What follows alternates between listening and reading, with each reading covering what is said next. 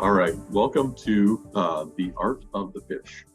So today we're going to be looking at understanding where we can focus our resources to align with the current threat environment. The session is to help you create a culture of security, as well as learn about the current cybersecurity trends, myths, and best practices, improving the capabilities of your people, your processes, and your technology. And without focusing on all three of these areas, you will have gaps for a malicious actor to take advantage of. So let's get into it. I'm going to turn off my video so you can focus on the content. All right. A little bit about me. I've been in around the technology industry for the last 20 years.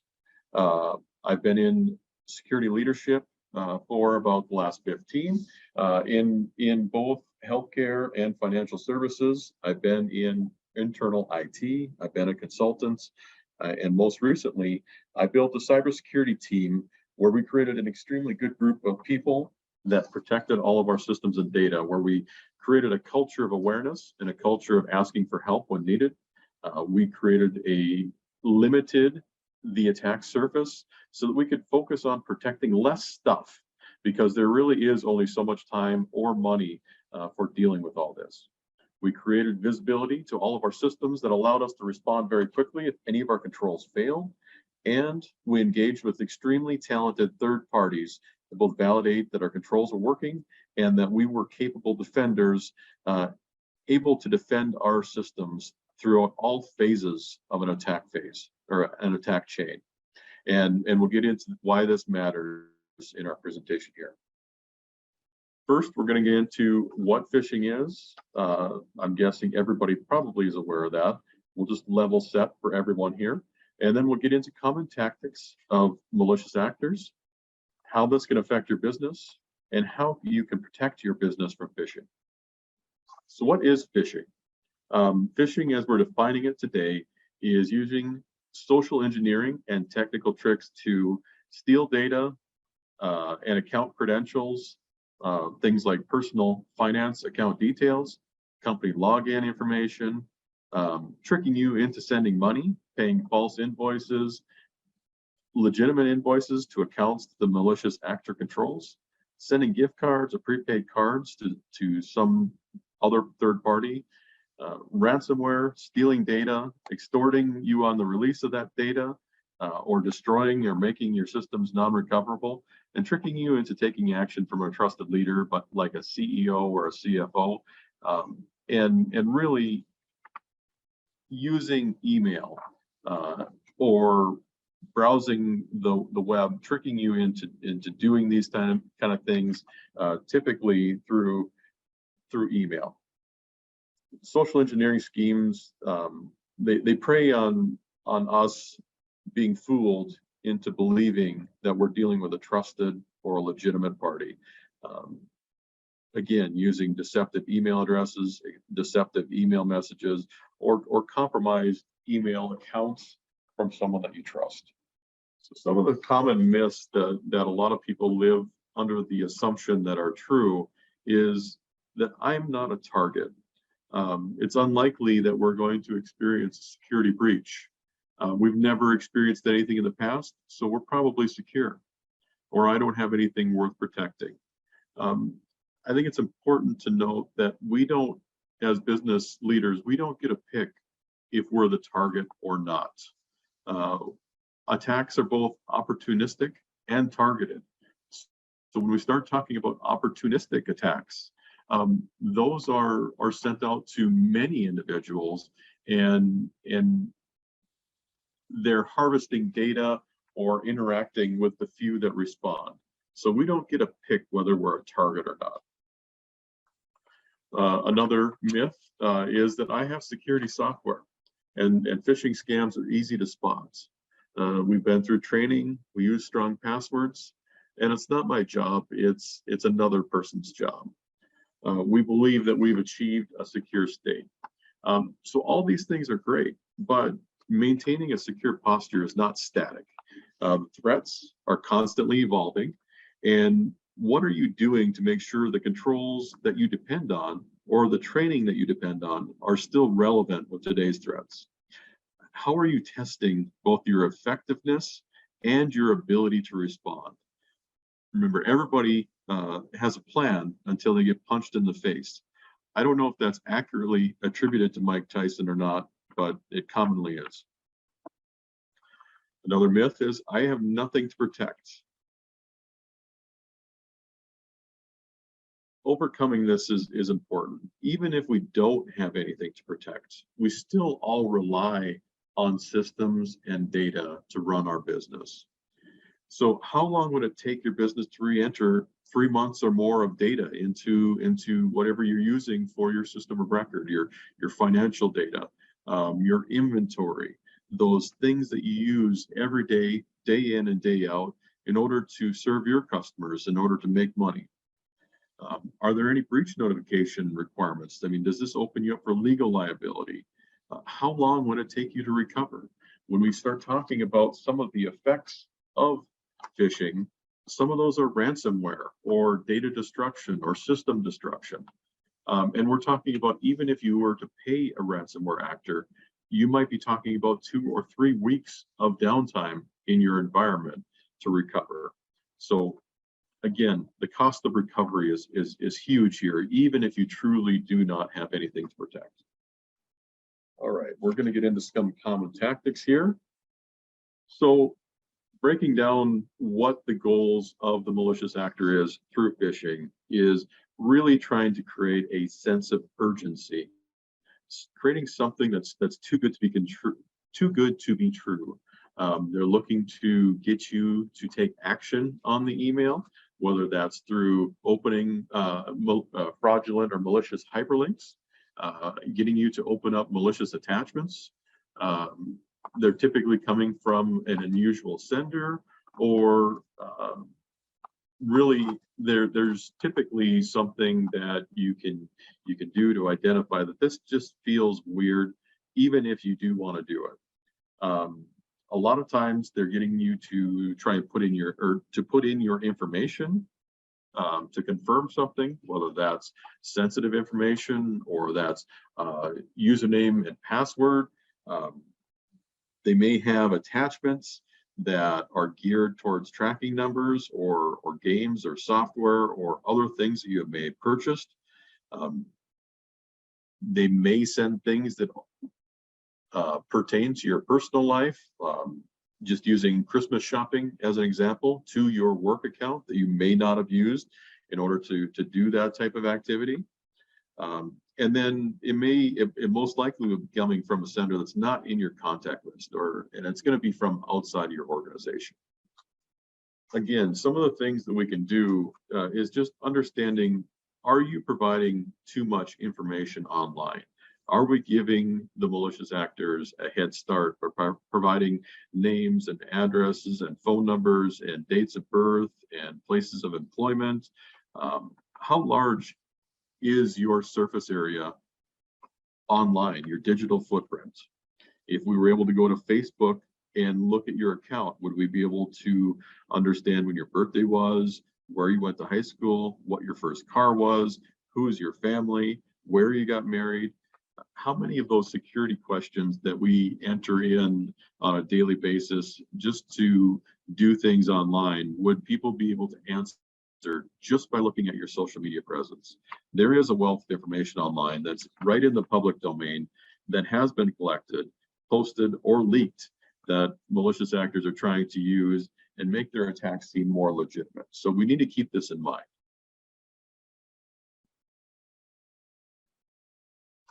Spotting a phishing email.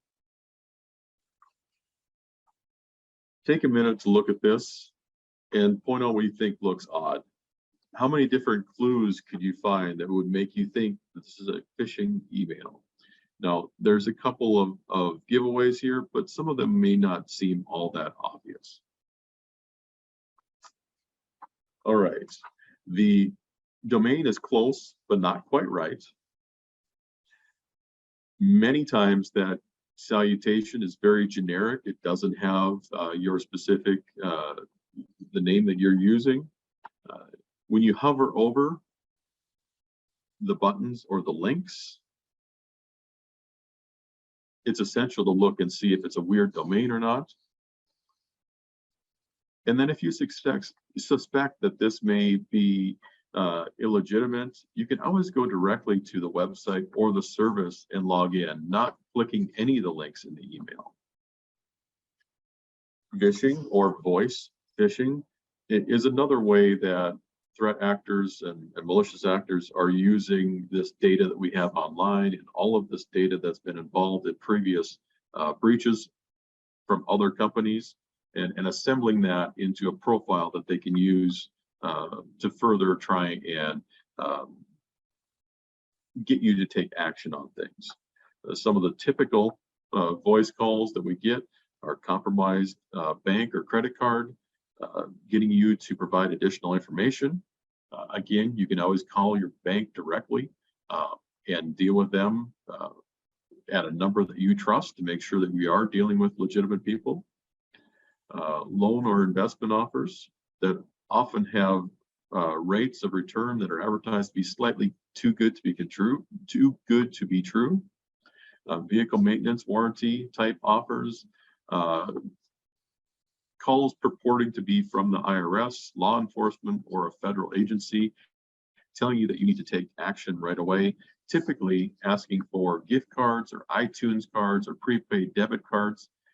And again, while that sounds silly that we would ever fall victim to that because the government doesn't ask for those types of things to be paid in gift cards or iTunes cards or prepaid debit cards, when you're in a tense conversation with someone you don't know that's demanding you take action, that's purporting to be in a position of power over you, sometimes common sense stops mattering to us. Not going to get into this too much here, but also keep in mind that it is possible to get tricked into installing applications from the App Store on our mobile devices. It's also becoming more prevalent to receive text messages or messages within apps or messages within platforms like Facebook asking us to do these same types of phishing activities where they're trying to get us to install something, they're trying to get us to log in somewhere and provide our credentials. Again, just keep in mind that this also affects your cell phones. This isn't limited to just email and phone calls. So let's get into some potential risks here. The internet is full, just searching for recent fraud cases, phishing emails, and the effects. This is the result of about 5 minutes on Google or DuckDuckGo, just looking at what the current reported instances are. It's also really, really important to know that a lot of businesses and a lot of people that are scammed don't want anybody to know. So this is just the tip of the iceberg. Talking about things like the new double extortion ransomware, where they're not just trying to prevent access to all of your systems, they're also stealing your data. So if you choose to not pay them to get access back to your systems, they're going to extort you for money so that they don't release all of your sensitive account details, any dirty laundry that they may have found, or any of your customer records. So it's a huge thing that's coming out recently. It's also good to keep in mind that when phishing, when these types of things happen, we're talking about things like wire and ACH fraud being the goal of an attacker, or getting gift cards or prepaid debit cards, deploying ransomware through those phishing emails, stealing data and then extorting you so they don't release that data, destroying access to your systems, just plain being malicious. Stealing credentials, so stealing your logins for your email system online, or stealing access or credentials for logging into your network at work, trying to take over your email accounts, those types of things.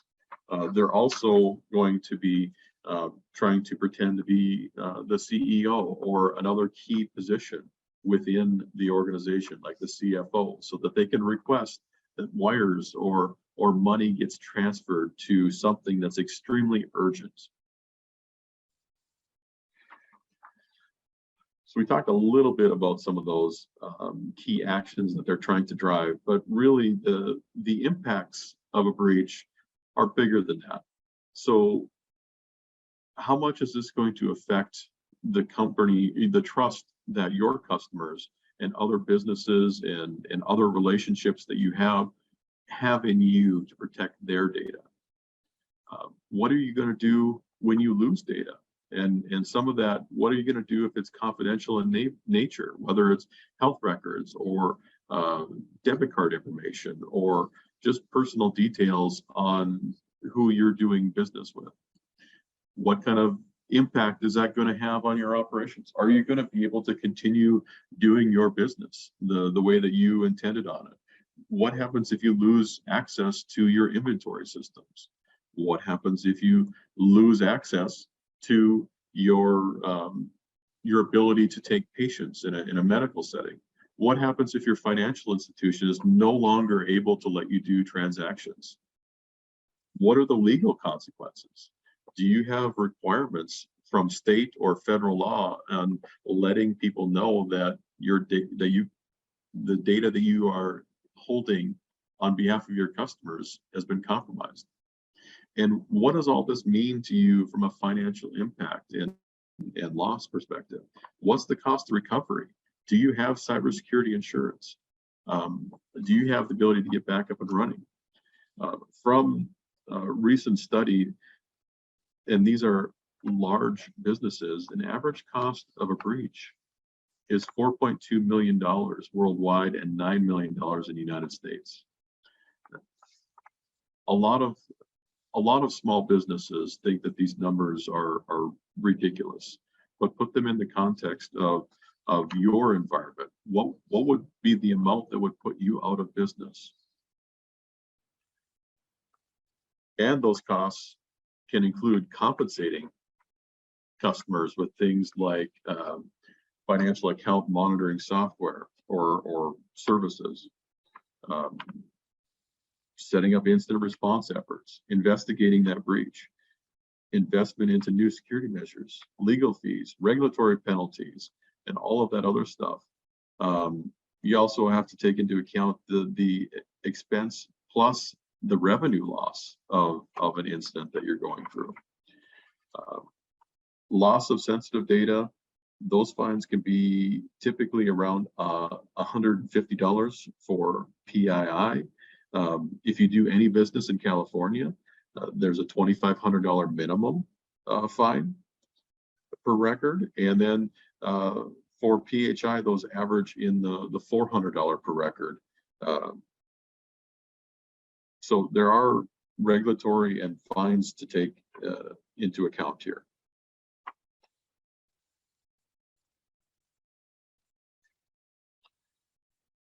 Equifax, when they went through their 2017 data breach, it affected 145 million people worldwide, and the company paid out more than $700 million in just compensation to US customers. And they're still going through ongoing lawsuits worldwide on how on settling the damages there as well. That doesn't take into account any of the regulatory or anything else that they had to go through just to recover. And then that going back to brand damage, a recent study highlighted that about a third of the customers stopped doing business with organizations that had a recent breach.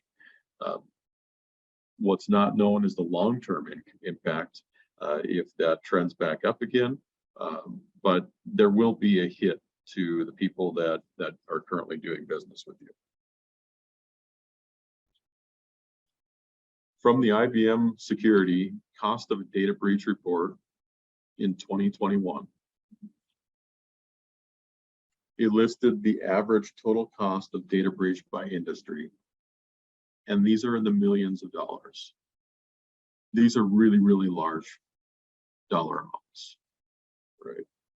Jumping to another look on that, average total cost and frequency of data breaches by initial attack vector. So part of this is it's broken down into different categories. So we're talking about phishing here, but phishing contains an element of social engineering. It may contain an element of business email compromise. It probably, if there's a technical aspect of this, it takes advantage of vulnerabilities in third-party software.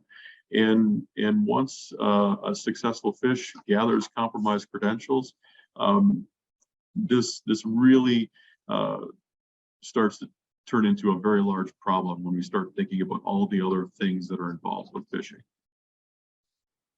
All right, let's get into how you can protect your business.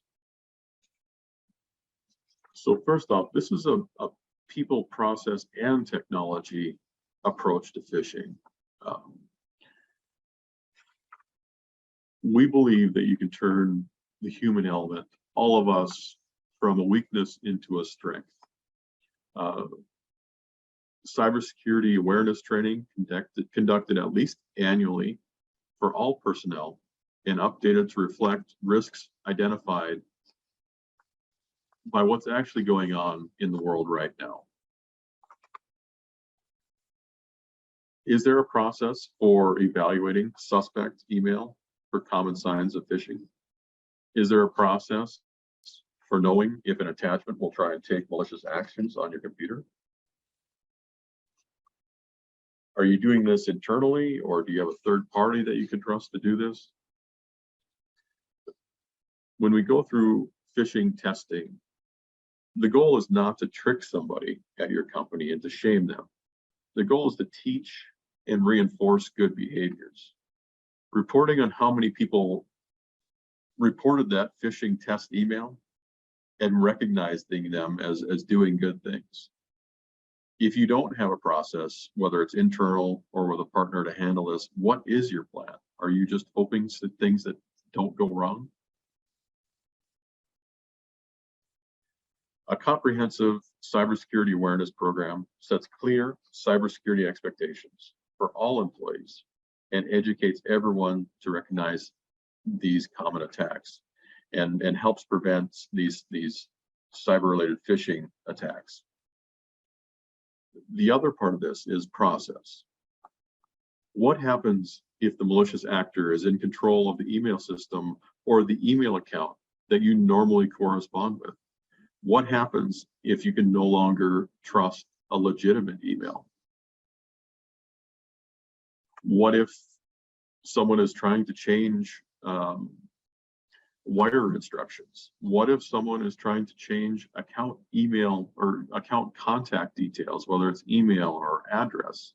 What do we do to verify that person to make sure that we're talking to a legitimate person?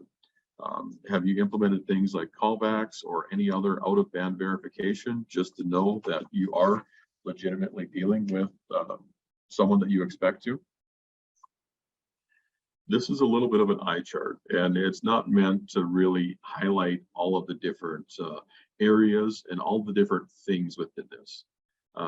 What it is meant to do is just show you that from a technical level, places like MITRE have put together something called ATT&CK. This is a framework, this is a knowledge base and a model for cybersecurity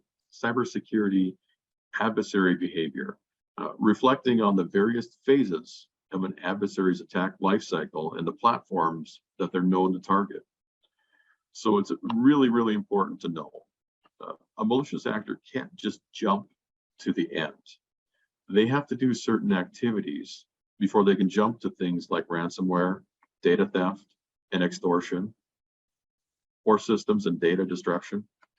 This is that attack chain. They have to be able to get a login into one of your systems or get malicious code on a system. They have to be able to survive a system rebooting, and that's what we call persistence.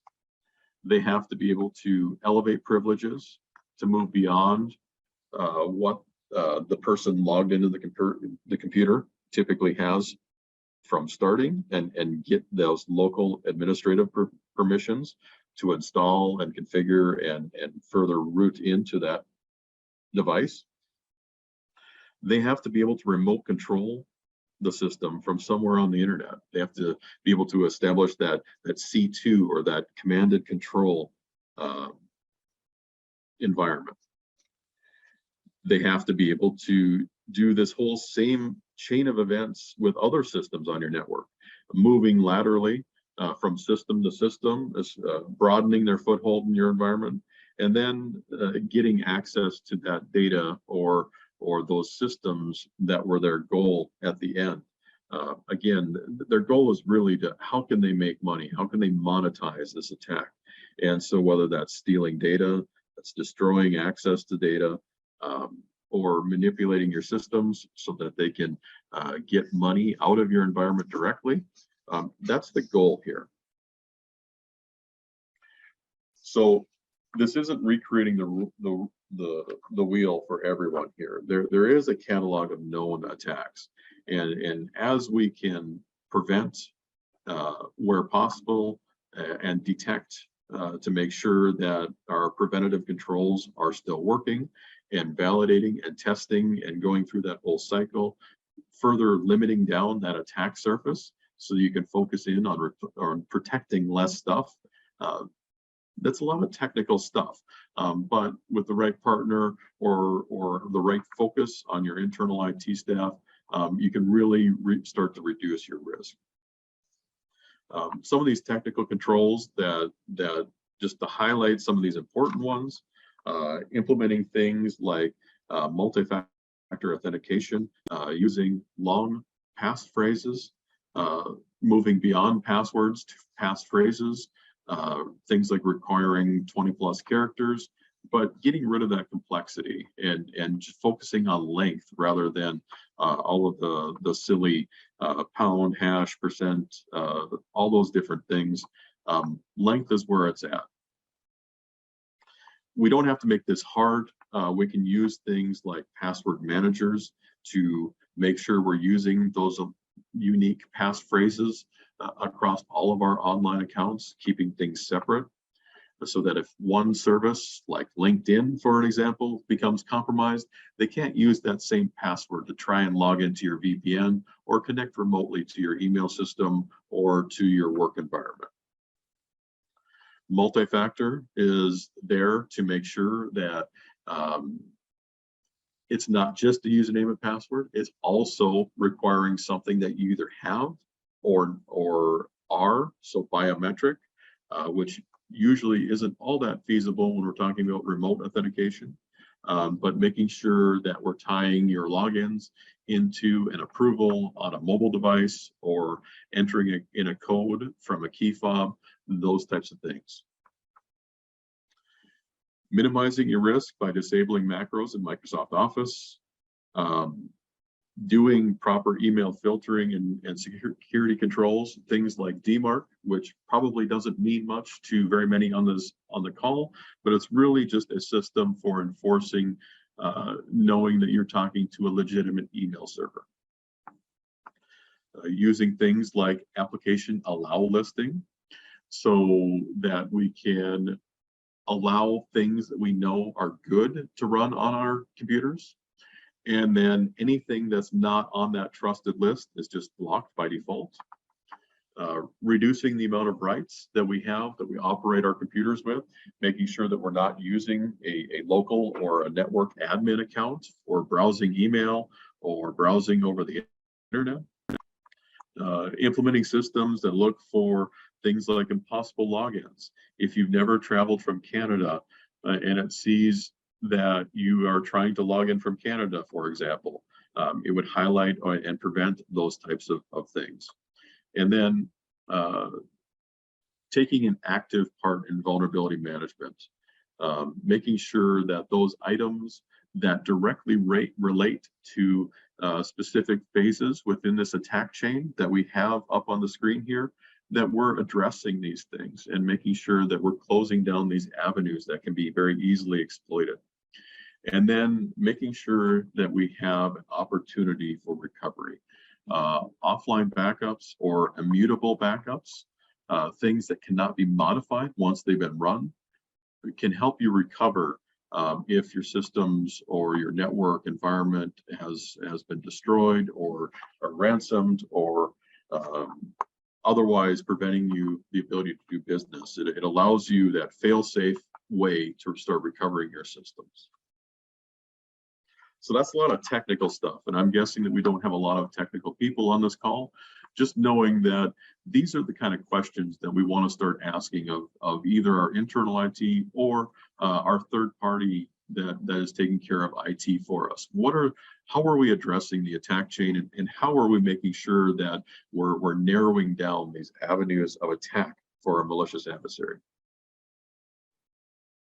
Again, going back to password security, we don't want to use common things. We want to use passphrases, so combinations of words, using spaces and periods and punctuation if the system that we're using allows. Again, we want to make sure that this is something memorable and means something to us. We don't need to get overly complex.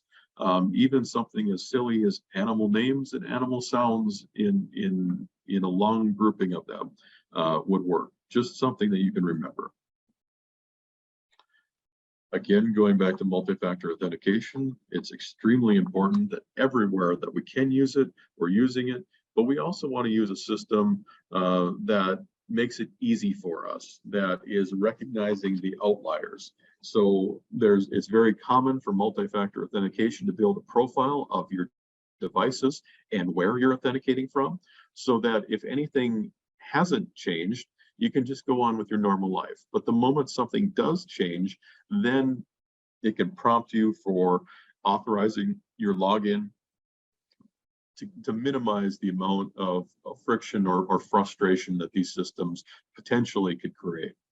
I say 16 characters in length as a minimum, but ideally more than 20 characters in length. And as we get longer, we can start to focus less on complexity and those unique uppercase, lowercase, and special character requirements. It would be ideal to use password managers, and these can be synchronized across your mobile devices, across family, across your work accounts, however it makes the most sense for you, and using them to pre-populate passwords so that you can keep a unique password for each of the systems that you're logging into. This really just prevents password reuse, which is a huge problem across all of technology, and making sure that if one website is compromised, they can't just steal those credentials and use them to log in somewhere else.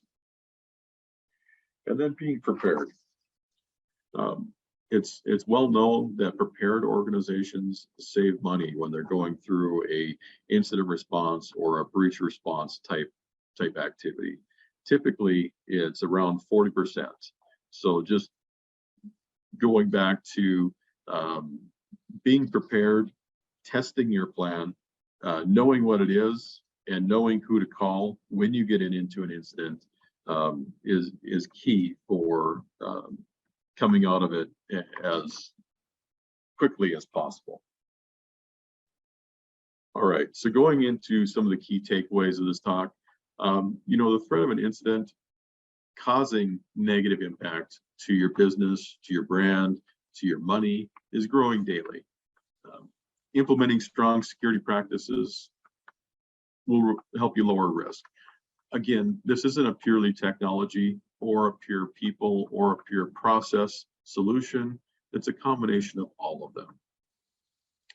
And it starts with creating a cybersecurity culture that allows you to focus on what you can do to prepare for the incident, to limit your exposure and reduce your attack surface, and implement proven solutions that help prevent or minimize the risk of cybersecurity attacks. Start with assessing where you're at right now, building out your strategy and getting that visibility and structuring your cybersecurity program to make sure that whatever your business goal is, you can keep doing what matters the most to you. And so now I'm going to get into a couple of stories on incidents that I have been directly involved with over the past while here. You know, some of the incidents that I've responded to in my past, one of them was a trucking company that was paid to service oil wells, to take the tankers out, drain the tanks so that they weren't overfilled. They lost their ability just through a phishing attack and takeover of their network from a ransomware organization to know where any of their semis were. They lost the ability to know how full the tanks at all of the different pumping sites were. And so you start thinking about the environmental disaster and how did they even begin tackling the problem of servicing those oil wells and draining the tanks and making sure that there wasn't going to be a problem or overfilling, overspilling, any of these types of things. And we're talking about infrastructure here. So what happens when those types of things occur? We're talking about hundreds of semis and thousands of wells. So this was a huge problem. And they were down for over 10 days trying to recover from this incident. Real estate companies, what happens if you're trying to purchase a home and somewhere in the transaction, bank account details change, and now the soon-to-be homeowner wires funds to the wrong account, to an account that a malicious actor has control over, and suddenly you don't have the money that you thought you did to purchase your home, but you still owe all that money. You just don't have the home. What about a manufacturing company that normally does business in China and other overseas locations? And when they got a complete network compromise, the bank wasn't actually able to determine that any of the wire transactions were going out to malicious parties because they already had a history of working with new suppliers and new vendors all the time. So that took their ability to detect malicious or inappropriate wires coming out of the company away. And those funds were non-recoverable. That company had to access $700,000 on their line of credit for their business, and it took approximately 3 months working with their insurance carrier to recover about $300 of the $800,000 that was stolen originally. Construction companies that received phishing emails to one of their regional sales managers. A malicious actor used that foothold in the network, moving through the attack chain until they reached the HR person's computer. And then they changed the payroll system to add additional persons to the payroll with accounts that the malicious actor controlled. And that was over $451,000 in losses. And again, that one was advanced against their line of credit as well. So there's a lot of stuff out here. There's ransomware. What if you choose not to pay? What if then they try to extort you so that you don't want them to release the data that they stole and the details of the attack? Really, what would worry you the most? How long could you survive without access to what you need to run your business? Is 10 days too long? For a lot of businesses, it is. 10 days is probably generous on saying you could recover in 10 days if you were planned on just paying a ransom or you tried to recover. What have you done to test your ability to recover? Just because you have a backup solution doesn't mean that you can recover in the time frame that your business needs. So what are you doing to test that and so that you know and are confident in your ability to respond? This all sounds like really, really scary stuff, but it's important to know that there are active steps that you can take to make sure that your business is covered. We know common technical details that need to be addressed to minimize your risk. We know process changes that you can take to verify when you can no longer trust the person you're dealing with, either through phone or through email. And we know that education works, but it's not a solution for everything. So it's definitely part of the solution.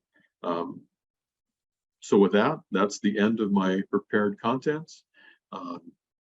Allie, are there any questions that have come through? Yes, there are. We do have a question, and the question is, what are some means for backup of, say, doing payroll or banking? Would a second bank account with a different bank be a way to mitigate? Yes, so for payroll, so I would jump back to if you have more than one bank involved, then you have those same problems potentially at a second bank. So I would like to understand, if it were me, what are the controls in place to authorize changes to payroll? What are the controls in place to log into the payroll system? Things like multi-factor authentication, passphrases. What is the payroll company's liability if the payroll company itself is compromised? Just trying to understand what the actual attack surface is around that payroll, because that is a really, really common way for a threat actor to get money out of a company's environment without interacting directly with that company.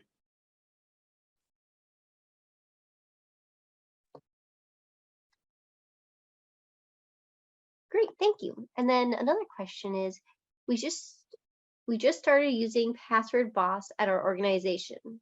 Sounds like that was a good thing. So I'm not familiar with Password Boss. I'm more familiar with OnePass or LastPass.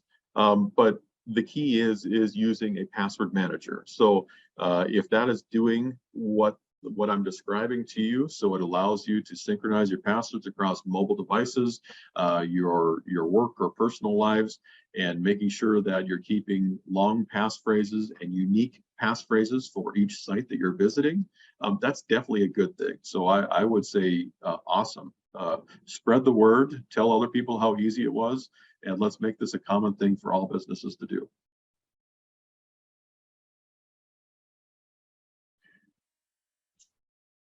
Very good. Well, I will leave everybody with this. While the goal of this was education, not sales, if anyone would like to have a conversation around this and any of their concerns, we all at Eide Bailly are here to have that conversation. Whether it results in anything or not, whether it's just a share of knowledge and advice, we're up for that conversation as well.